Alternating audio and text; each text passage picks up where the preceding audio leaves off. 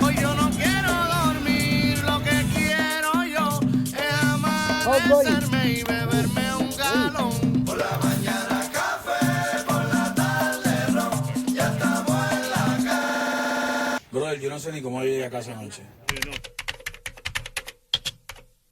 I believe there is no better time to do absolutely everything you've ever dreamed of than when you are in your 20s and even 30s. It may be the only time in your life when you have no obligations of a career, of children, of a spouse. Life is so transitional and fluid that making mistakes is so exciting.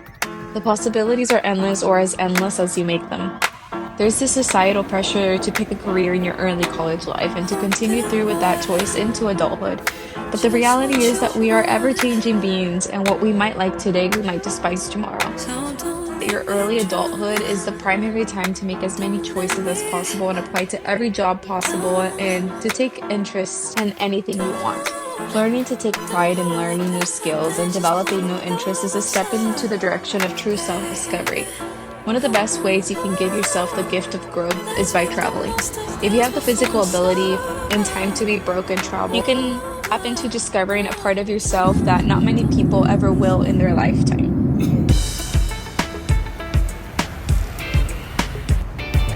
Ay, palita mía, guárdate la poesía, guárdate la alegría para ti. Dámelo.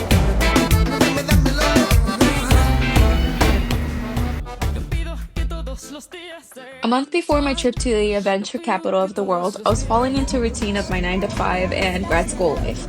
I had forgotten how traveling to a new country makes me feel and just how much I appreciate learning and experiencing the culture of a different country. It has been nearly 2 years since my last solo trip and my body was aching for another.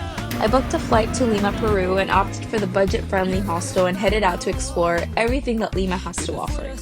Lima is one of the most gastronomic cities in the world and it has the most famous and top 50 restaurants on the globe, which is one of the many reasons why I chose to stay here for several days.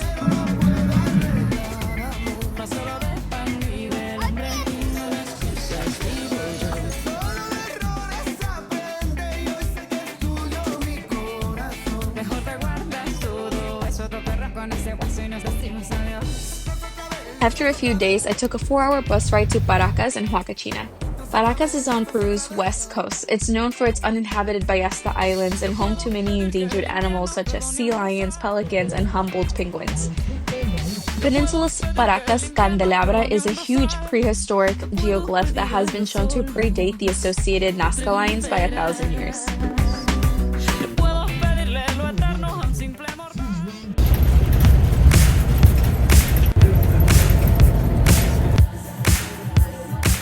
Say cheers. Huacachina is a desert oasis and a tiny village in the southwestern part of Peru. It is home to all the adrenaline junkies out there. Every day, hundreds of buggies and people set out to ride around the desert and to sandboard. This is the type of activity that makes you feel like a child again. I honestly had so much fun riding around the desert, and I met a group of guys who were not afraid to tackle the biggest mountain with their boards. It was so insane to watch them dive into them so easily. Fear was non-existent to them. Being in the middle of the desert made me feel so free and a reminder that life is too short to not continue to experience all the adventures that are presented to you.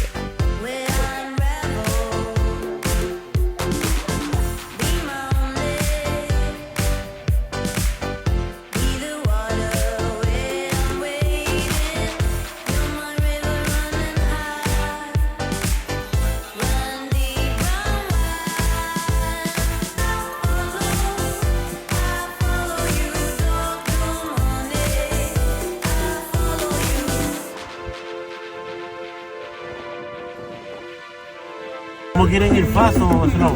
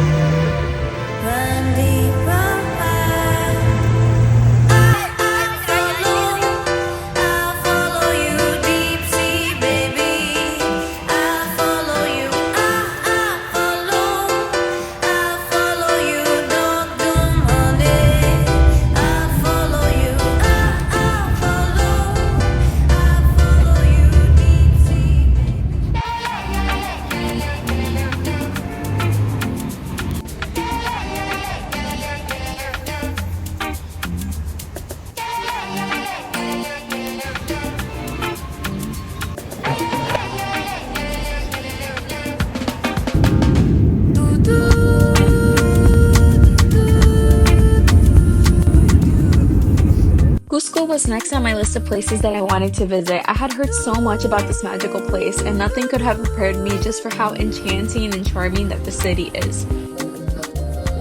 Cusco was once the capital of the Inca Empire and is now known for its archaeological remains and its Spanish colonial architecture. Plaza de Armas is the central square of the old city, and it was such a beauty at night with such vibrant restaurant culture. I tried alpaca for the first time and traditional ceviche on my first night. I wanna be your lady. You know I wanna be your baby. I know you wanna be my baby. Peru is also really known for their coffee and is so unique due to the hundreds of microclimates in the Andean regions. The variations in altitude, humidity, sun, and heat allow the coffee plants to develop such a unique flavor profile, and I made sure I appreciated a good espresso every morning. Peru is the world's largest alpaca fiber producer, and I found the most affordable and large alpaca store in Cusco. I ended up buying 4 alpaca sweaters for only $40, and honestly the coolest souvenirs that I brought home.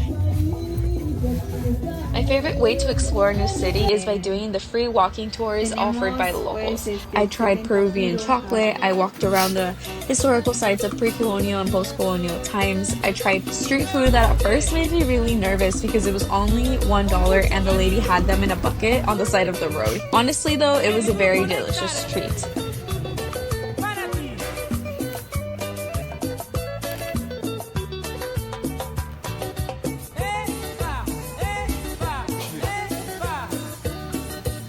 I walked around a local market where I had the most delicious papaya smoothie. Trying all types of Peruvian cuisine has to be the best way to get to know their culture and their diversity of flavors.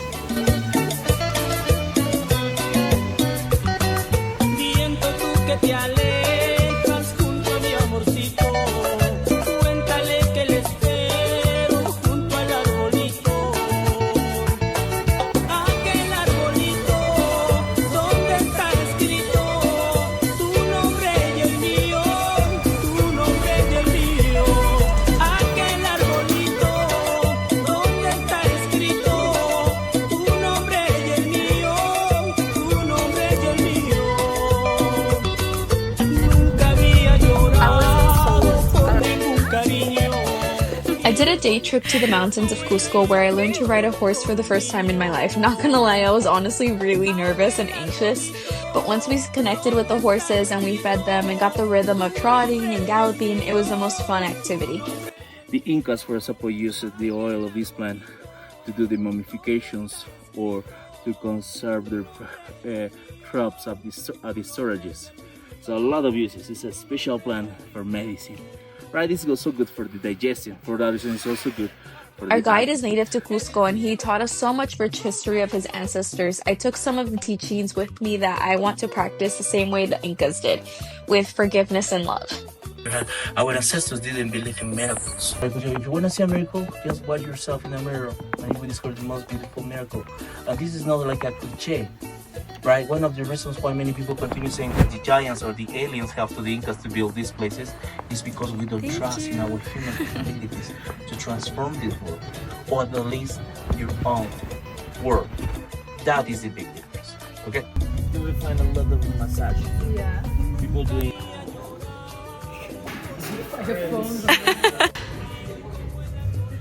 de su cuerpo hacen medicinas naturales en la selva del Perú, ¿no? Es por ese motivo que ya se encuentran en peligro de extinción. Hola Coco, ¿cómo estás? La comida, ¿no? A un alrededor de 4:30, 5 de la tarde ya se les da de comer su última ración, ¿no? Okay. Se les da 4 veces al día las raciones. Nariz, mira su nariz, está bien húmeda, ¿no?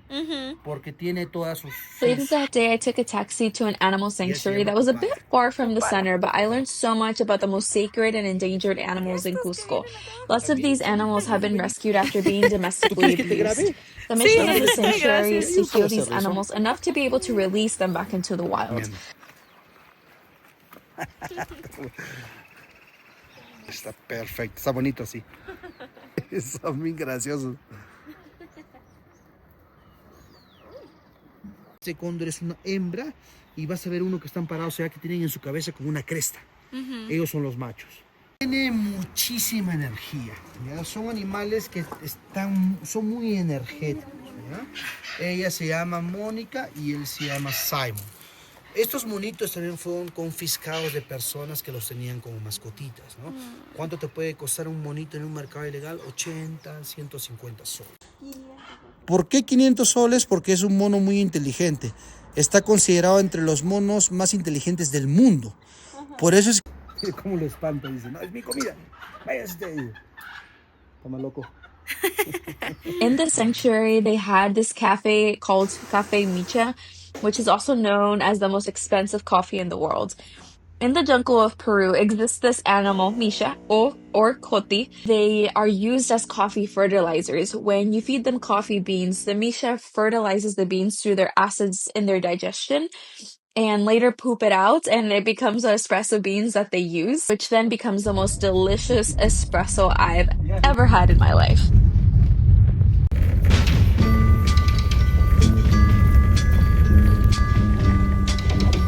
Listen, baby, ain't no mountain Waking high. up at 3 a.m. was brutal, especially because I didn't get enough sleep because I was just feeling very anxious. Very excited, but just also just anxious for the trip. But once I was finally up at 3 a.m., the sleepiness completely went away. On the shuttle to Olitambo, I started talking to the only other woman in the group, and I love her. She's the coolest, kindest person. She's in her 40s, traveling alone. She made me feel so comfortable and excited to do this trip. It was a breath of fresh air just speaking with her. I had to get off at 104 kilometers from the train where we were going to start our journey to Machu Picchu. Once I got off, I felt the high energy of everyone in the group, including myself, and we were all ready to embark on this once in a lifetime experience. And just going onto the first bridge that we walked across was already the most insane views of the river, of the mountains, the Andes Mountains. I honestly don't have words to describe how excited I was to start this. Oh my god, it's nerve! I got a bit nervous because my bag was starting to feel super heavy. I think it was around 40 pounds extra that I was carrying, and we hadn't even begun the trail, and I was already starting to feel tired. I think within 10 minutes of starting, I was completely out of breath. I can't even say that it was the altitude, to be honest. I think it was a combo of being nervous, of being out of shape, and just having a very heavy bag. Come to think of it, I honestly think this could be a metaphor for any mental heavy load that I've been carrying with me on this trip. I couldn't get over the fact that I was carrying so much weight and it was preventing me from enjoying the trek. I kept thinking, if only I brought less things, like if only I would have packed lighter. Eventually, I committed that I was going to make it to Machu Picchu with the weight of this backpack, and it made the rest of the trip a lot more pleasant, or as pleasant as it could get. I'm not even gonna lie, I was extremely exhausted, but I kept reminding myself of the reasons why I chose to do this trip in the first place. So, in order to make myself feel as comfortable as possible, I started going slower. So, I went to the back of the group so that I didn't feel the pressure of someone going faster than me. I adjusted the straps even further to make sure the bag was as light as I could possibly make it. And I committed that I was gonna sweat. I was gonna break a sweat and I was going to be tired. I think making that commitment to myself was very hard. I'm not gonna lie. My heart was pounding out of my chest. At times I felt like I was going to pass out. At one point my heartbeat reached 190 beats per minute. I was wearing my Apple Watch, so I was tracking, making sure I wasn't gonna die. But I did not stop. I kept reminding myself of why I chose to do this trip in the first place. And that was to challenge myself, to prove yet again that I can do hard things, to see more of the world, to meet people, but most of all, to connect with myself again. I wanted to build that trust with myself even further and to feel every ounce of love that I do have for myself. When we finally made it to our lunch spot, finally we all sat inside a tent and we enjoyed the most delicious meal. The porters had brought up to the mountain a big bag of food and then they had a chef that cooked for us. My favorite dish was this mango plate with onion. Honestly, it was the coolest experience to enjoy such delicious food on the way to Machu Picchu. We hiked for several kilometers before we got to the quote unquote gringo killer, which honestly is indeed that. It was a straight up staircase and it was the longest one of the trek. I was the last one to make it up and reaching the top of this staircase is the Sun Gate, which is the first time you have a view of Machu Picchu.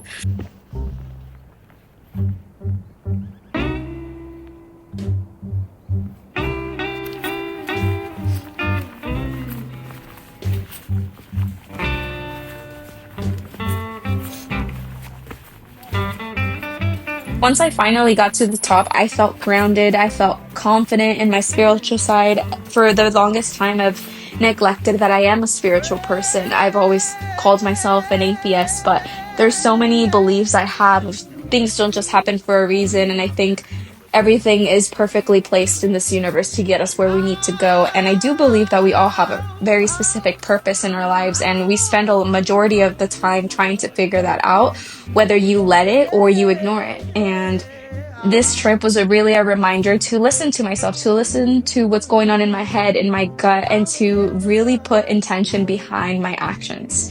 That's kind of a gist of how I headed into this trip and what I wanted to get out of it. And I honestly think the entire time I was here, I really did just that. The pictures and videos I took, I don't think nearly look as amazing and beautiful as it did in person. And I think that's the beauty of traveling, that you can see pictures online, you can see videos, but you will never truly experience what it's like until you're there in person. And I think that's the biggest motivator and so beautiful to keep traveling, that you know you will not experience that through pictures and through your phone. You have to go in person and see it with your own eyes.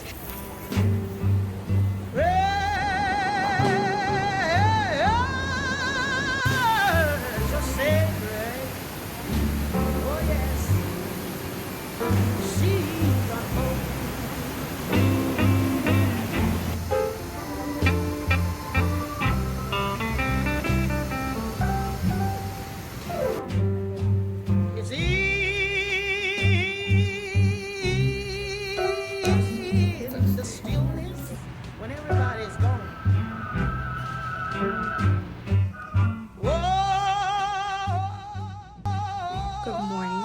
It is 4 in the morning again. This is my second time going to Machu Picchu, but this time we're actually going to go see the ruins, and I'm going to journal about how I feel about already doing Machu Picchu, because I feel like I sat there and processed that I need to write it down. I need to write down the words and the feelings that I'm feeling. To say just some superficial base level stuff, because I'm not gonna go deep into it just yet. Train. You have to train for this. It was so hard, and then I was carrying massive backpacks, so it was a lot heavier and a lot harder for me, and I was definitely the last one of the group walking by because I was so exhausted. I also just don't ever work out anymore, so that was a struggle. And you are not prepared to witness and see what you think you're gonna see. I thought I knew what Machu Picchu looked like from pictures. It's not even close. Even the pictures I took don't serve this magical place justice. But okay, I will discuss further a different time. I just needed to say the most pressing things on my mind. I'm like, I can't believe I did that. It was a hard hike. 12 kilometers, I think, or 14. 12, 14, I can't remember. But I'm about to go again. We're gonna go see the archaeological sites. I'm gonna have breakfast with the group, and then we're going back to Olitambo. So mystical. During the Inca times, people worked for the community, so class divisions did not matter at all. The best and the brightest people were chosen to lead. The other people were to supply the manual labor that was needed to build the community, and everybody was happy because everything was for the good of the community, where their health and their happiness depended on themselves and no material item or person they were attached to. They lived presently and lived by actions of love, but most importantly, self-love.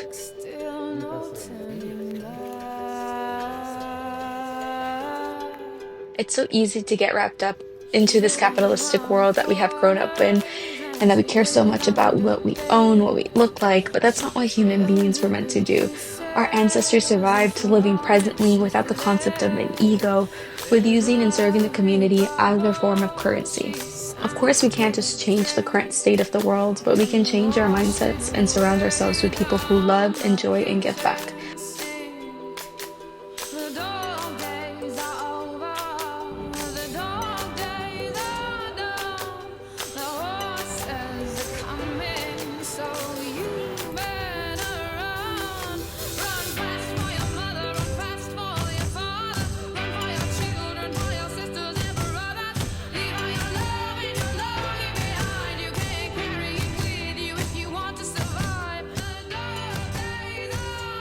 I hope if there's one thing you take from this video is that there's so much beauty in this world and that there's an infinite amount of knowledge and people that we have yet to meet, and we should be so excited for that.